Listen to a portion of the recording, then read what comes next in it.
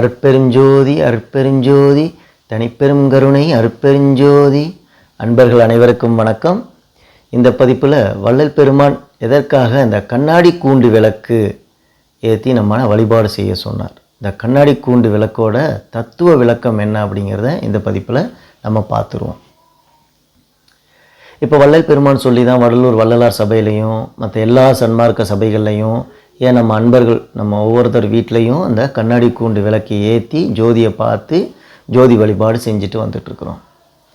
வள்ளல் பெருமான் இதற்காக இந்த கண்ணாடி கூண்டை ஸ்பெசிஃபிக்காக நம்மளுக்கு அறிவுறுத்தி இருக்கிறார் அப்படின்னு நம்ம தெரிஞ்சுக்கணும்.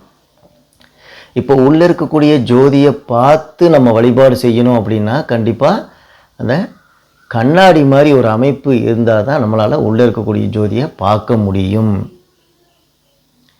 இப்போ அந்த கதவு ஒரு மரக்கதவாகவோ இல்லை ஒரு இரும்பு கதவாகவோ இருந்தால் உள்ளே இருக்கக்கூடிய ஜோதி நம்மளால் பார்க்க முடியாது. அப்போ இப்போ புரியும் நினைக்கிறேன் எதுக்காக வள்ளல் பெருமான் அந்த கண்ணாடி கூண்டு அப்படின்னு சொன்னாருன்னா, உள்ளே இருக்கக்கூடிய தீபத்தை பார்க்கணுன்னா கண்ணாடி மாதிரியான ஒரு அமைப்பு வேணும். அதனால தான் வள்ளல் பெருமான் கண்ணாடி கூண்டு விளக்கி ஏற்றி நம்மளை வழிபாடு செய்ய சொல்லியிருக்கிறார். இப்போ வள்ளலார் சொன்ன இன்னொரு மிகப்பெரிய முக்கியமான உபதேசத்தை நம்ம தெரிஞ்சுக்கணும்.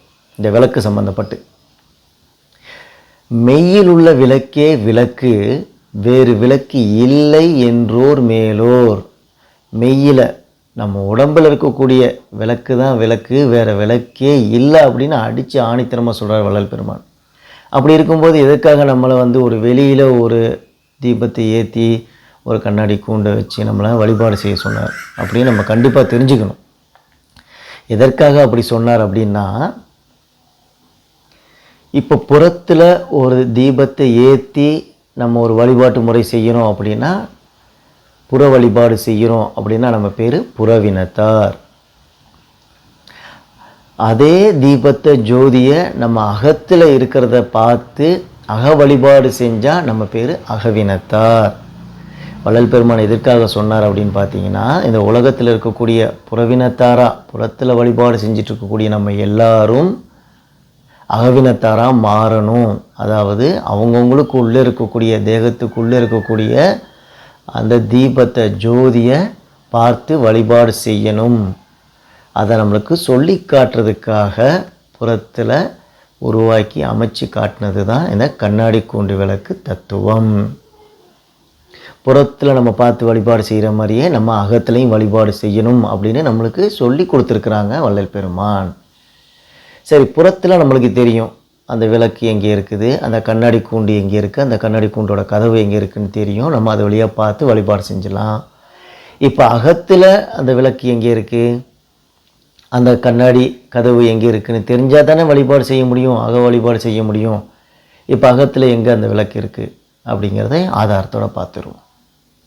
இப்போ திருவள்ளுவருடைய திருக்குறள் எடுத்துக்குவோம். எல்லா விளக்கும் விளக்கல்ல, சான்றோர்க்கு பொய்யா விளக்கே விளக்கு.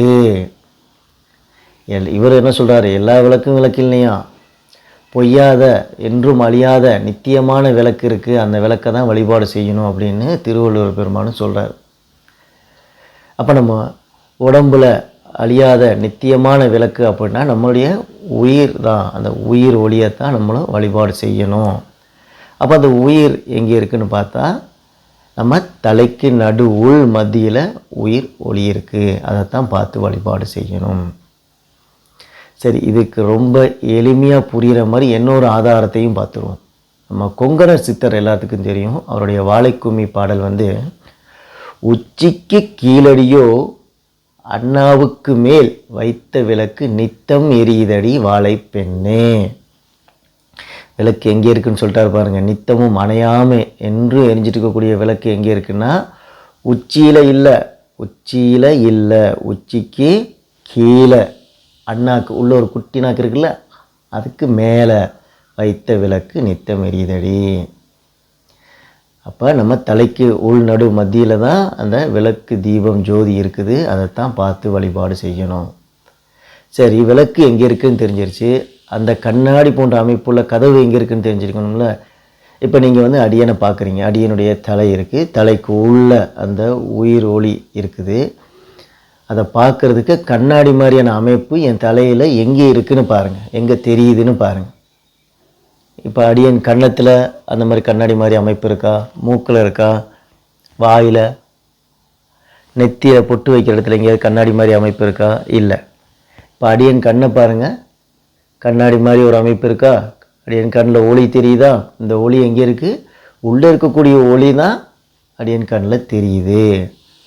அப்போ உள்ளே இருக்கக்கூடிய ஒளியை பார்க்குறதுக்கு கண்ணாடி மாதிரியான கதவுங்கிறது நம்முடைய கண்கள் தான். இதுக்கு ரொம்ப எளிமையாக ப்ராக்டிக்கலான ஒரு ஆதாரத்தையும் பார்த்துருவோமா? இப்போ கண்ணாடின்னு நம்ம எதை சொல்லுவோம்? முகத்தை காட்டுறது தானே கண்ணாடின்னு சொல்லுவோம். இப்போ உங்கள் பக்கத்தில் யாராவது அன்பர் இருந்தாங்கன்னா அவங்க கண்களில் பாருங்கள் உங்கள் முகம் தெரியும். அவங்களும் உங்களை வந்து பார்த்தாங்கன்னா உங்கள் கண்களில் அவங்கள முகத்தை காட்டும். அப்போ முகத்தை காட்டக்கூடிய நம்மளுடைய கண்கள் தான் கண்ணாடி. அப்போ நம்ம எல்லோரும் என்ன தெரிஞ்சுக்கணும்? நம்மளுக்கு உள்ளே இருக்கக்கூடிய அந்த உயிர் ஒளி தீபத்தை ஜோதியை பார்க்கறதுக்கு கண்ணாடி மாதிரி அமைப்புள்ள நம்மளுடைய கண்கள் தான் வாசல் வழி. இப்படி நம்மளுக்குள்ளே இருக்கக்கூடிய உயிரை வழிபாடு செய்கிறது பேர் தான் அக வழிபாடு. இப்படி வழிபாடு செய்கிறவங்க தான் அகவினத்தார். இதற்காகத்தான் வள்ளல் பெருமான் வந்து புறத்தில் ஒரு கண்ணாடி கூண்டு மாதிரி ஒரு அமைப்பு உருவாக்கி உள்ள ஜோதியை வச்சு நம்மளை வழிபாடு செய்ய சொல்லியிருக்கிறார். எல்லா உயிர்களும் இன்புற்று வாழ்க. வள்ளல் பெருமான் திருவடிகள் போற்றி போற்றி. ஞான சத்குரு சிவ செல்வராஜ் ஐயா திருவடிகள் போற்றி போற்றி. குருவே சரணம்.